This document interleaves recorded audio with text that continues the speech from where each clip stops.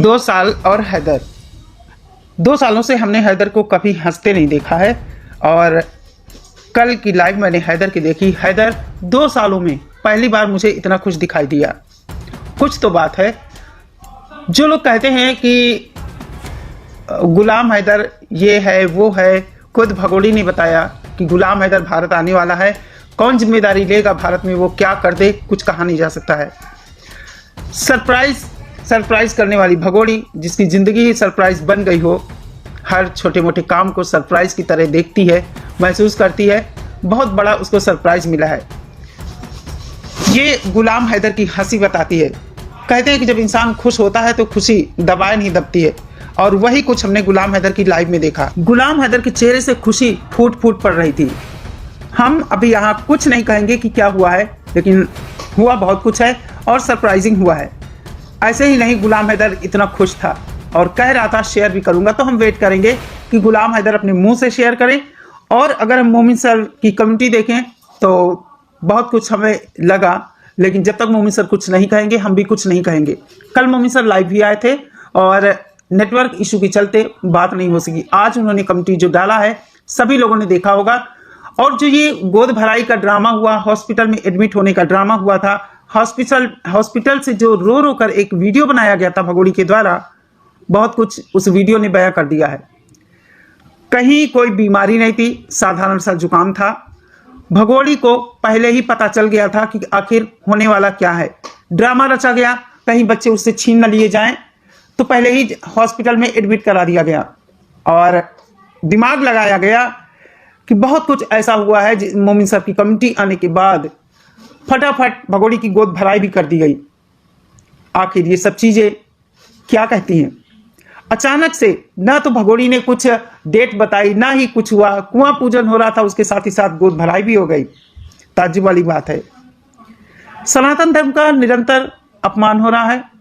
किसी भी महिला जो गर्भवती होती है उसके 7वें महीने में गोद भराई होती है, लेकिन यहाँ क्या हो रहा है? यहाँ बच्चा होने की डेट आ गई है तब गोद भराई हो रही है। कहते हैं 9वें महीने में महिला पूर्णतः अशुद्ध होती है। सनातन धर्म में कोई पूजा पाठ नहीं करती है महिला, क्योंकि कुछ चीजें ऐसी होती हैं कि महिला पूजा पाठ नहीं कर सकती। हमारे सनातन धर्म में मनाही होती है, लेकिन यहाँ तो पूरी तरह सनातन धर्म का सब कुछ उलटफेर करके इतना गंदा कर दिया गया है, इतना लोगों को गुमराह किया गया है सनातन के बारे में कि हम क्या ही बताएं। जिस तरह भगोड़ी की गोद भराई हुई, एक ड्रामा क्रिएट किया गया, अश्लीलता की सारी हदें पार हुई, डांस हुआ जमकर, खूब जमकर बातें भी वहां से बोली गई, अनाउंसमेंट किया गया। कौन सा मीडिया था वहां पर? क्या किसी को वहां मीडिया दिखा, नेशनल मीडिया दिखा, या कोई ऐसा न्यूज चैनल दिखा कि जिस पर हम भरोसा कर सके, जिसकी बात पर? वही पुराने वाले खरीदी मीडिया, और जो खासकर इनका बहुत ही चाहता मीडिया वाला है वो भी मौजूद था वहां पर। भगोड़ी ने बताया कि उसने कभी नहीं देखा ऐसा होते हुए। देखेगी कैसे? ये सब हमारे सनातन धर्म में होता है, लेकिन इस तरह नहीं जिस तरह ये मनाया गया है, किया गया है। 9 महीने का ढोलक जैसा पेट लेकर कुर्सी के ऊपर बैठकर इस तरह का ही पूजा होती है। हमारे सनातन धर्म में गोद भराई होती है, आंगन में चौक पूरी जाती है, पाटा डाला जाता है, दुल्हन की तरह श्रृंगार होता है उस महिला का। महिलाओं का ये प्रोग्राम होता है, वहां पुरुषों की कोई जरूरत नहीं होती। लेकिन यहाँ तो भगोड़ी के सब चाहे नहीं वाले भरे थे एक तरफ से। क्या ही कहें, ये सनातन धर्म का प्रचार प्रसार हो रहा है। एक गंदी महिला को भर्ती करके सनातन धर्म में, और फिर गलत चीजें वहां पर करके सनातन को तुम लोग प्रमोट कर रहे हो। मोमिन सर की मुझे एक बात रोज याद आती है, जब कुछ ऐसा होता है तो हमेशा याद आती है। उन्होंने कहा गुलाम हैदर का केस जैसे जैसे एंड की तरफ बढ़ेगा वैसे वैसे ये सब बौखला जाएंगे और निचले दर्जे की गंदगी पर उतर आएंगे। वही हम देख रहे हैं। सिर्फ यही नहीं, सोशल मीडिया पर भी कुछ चीजें ऐसी होने लगती हैं कि समझ में नहीं आता है कि आखिर कौन सही है कौन गलत है। IVF रिपोर्ट दिखाई जा रही है कहीं कहीं पर कि भगोड़ी ने किससे करवाया है, कहां से करवाया है, कौन डोनर है। कि मैं कहती हूँ क्या फर्क पड़ता है इन सब चीजों से? सब कुछ जब यहाँ फेक ड्रामा हो रहा है तो किसी ने भी किया हो, डोनेट किया हो, या कहीं से भी IVF करवाया हो, है सब कुछ तो फेक ही। क्या नहीं बन जाता है? जब भगोड़ी को जीती जागती एक इंसान है यहाँ रखा जा रहा है जबरदस्ती, तो एक पर्चा बनवाने में क्या मुश्किल है? सब कुछ हो जाता है।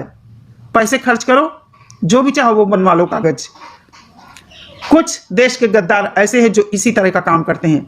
और गुलाम हैदर को बधाई देना चाहूंगी कि बहुत दिन बाद इस रमजान के मुबारक महीने में गुलाम हैदर को ऐसी खबर मिली है कि गुलाम हैदर की खुशी छिपाए नहीं छिप रही है। देखकर बहुत खुशी हुई है और मैं भी अपने मुंह से कुछ नहीं कहूंगी।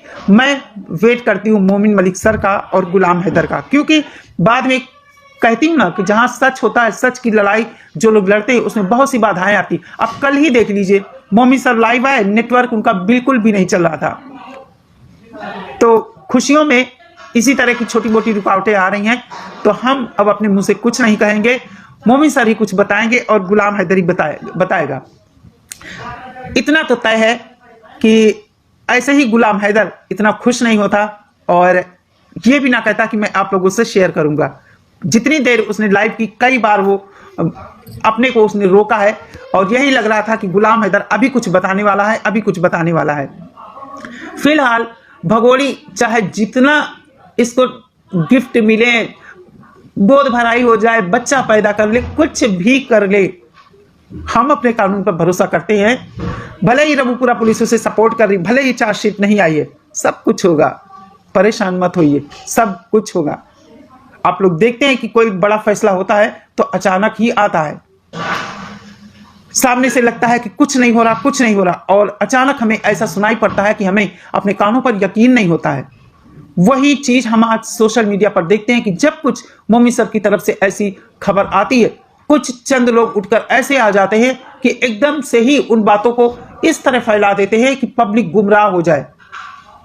हम मोमिन सर के ऊपर भरोसा करते हैं, जो भी होगा अच्छा होगा, कितनी भी देर लगे, कुछ भी हो जाए। आज मोमिन सर ने कमेटी डाली है कि गुलाम हैदर बहुत जल्द बच्चों से मिलेगा। आखिर क्या रीजन हो सकता है? क्या मोमिन सर को शर्म नहीं आती होगी इस तरह की बातें करते हुए?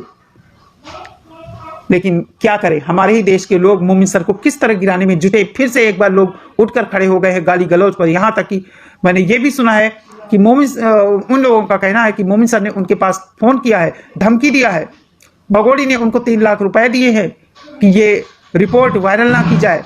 सच्चाई कुछ भी हो, लेकिन हम उनको भी कुछ नहीं कहेंगे, वो उन लोगों का काम है। लेकिन हमारा काम है सच बताना, क्या हो सकता है, क्या नहीं हो सकता है।